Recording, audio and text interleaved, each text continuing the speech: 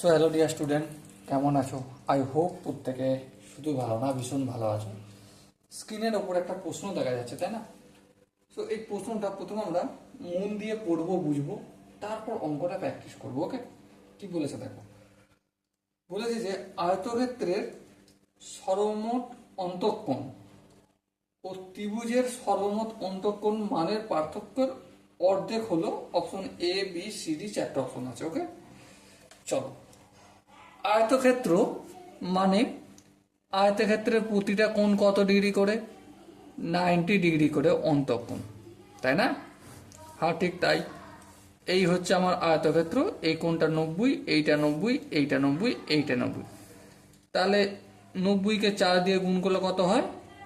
180 into 2 মানে 360 degree, তাই তো? তো 360 ডিগ্রি কি আমার আয়তক্ষেত্রের এই যে অন্তঃকোণ, ভিতরের কোণগুলো রয়েছে সবগুলো সমষ্টি।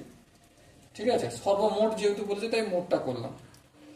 এবারে ত্রিভুজের সর্বমোট অন্তঃকোণের মান, এই হচ্ছে আমার ত্রিভুজ। হ্যাঁ, ত্রিভুজের তিনটে কোণের সমষ্টি কত ডিগ্রি? 180 ডিগ্রি।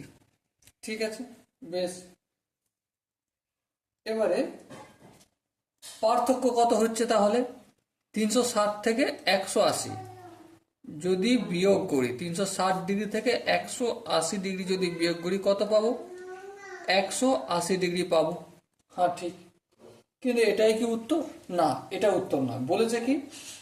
বলেছে যে মানের পার্থক্যের অর্ধেক, মানে এইটাকে 2 দিয়ে ভাগ করতে বলেছে। তাহলে 180কে যদি 2 দিয়ে ভাগ করি কত পাবো? 90 ডিগ্রি।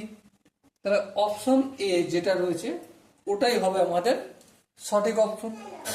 আই হোপ প্রত্যেকে এই কোশ্চেনটার যে কনসেপ্ট সেটা প্রত্যেকের আই হোপ বুঝে গেছে। যদি কোনো জায়গায় বুঝতে অসুবিধা থাকে, ডাউট থাকে, কনফিউশন থাকে, তার জন্য কি করতে হবে? কমেন্ট বক্সটা খোলা রইল। ওকে, সো ডিয়ার স্টুডেন্ট, দেখা হচ্ছে পরবর্তী সেশনে।